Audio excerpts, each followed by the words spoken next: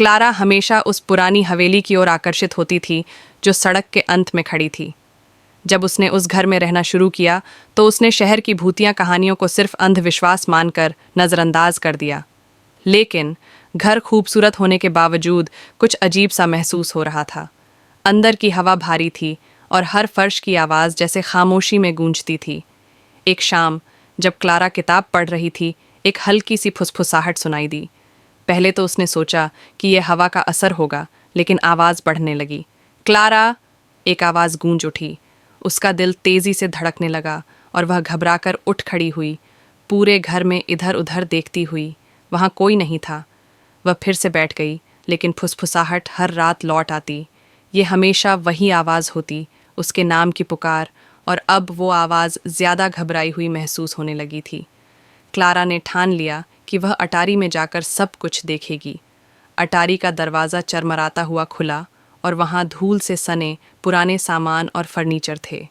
Clara की torch की रोशनी झपक रही थी और जैसे ही उसने कमरे में देखा, उसकी नज़रें एक पुराने शीशे पर पड़ीं जो टूट चुका था और धूल से सना हुआ था। क्लारा धीरे धीरे उसके पास पहुंची। जैसे ही उसने शीशे में देखा, कुछ पीछे हलचल हुई। एक काली छाया फर्श पर रेंगती हुई और जैसे ही क्लारा पलटी, वह गायब हो गई। उसका दिल जोर से धड़कने लगा और कमरे में ठंडक का एहसास होने लगा। फिर वही फुसफुसाहट अब ज्यादा घबराई हुई और तेज आवाज में गूंजने लगी। क्लारा, हमारी मदद करो! एक खौफनाक चीख जो उसकी नहीं थी, हवा में गूंज उठी। क्लारा तेजी से पलटी, लेकिन वहां कुछ नहीं था। अटारी में छायाएं और भी घनी हो रही थीं। वह दरवाजे की तरफ पीछे हटी, लेकिन छायाएं उसके पीछे आ रही थीं। फिर अचानक सब कुछ शांत हो गया। क्लारा कांपती हुई अटारी से बाहर भागी और उसे लगा जैसे कुछ उसके साथ आ रहा हो। अगले दिन उसने इस सब के बारे में और जानकारी जुटानी शुरू की। पुराने शहर के रिकॉर्ड्स से उसने जाना कि इस घर की पिछली मालिक एलेनोर एक विधवा थी जो कई साल पहले रहस्यमय तरीके से गायब हो गई थी। अब क्लारा समझ गई कि यह घर सिर्फ भूतिया नहीं था, यह एक दर्द भरे अतीत के साथ जी रहा था।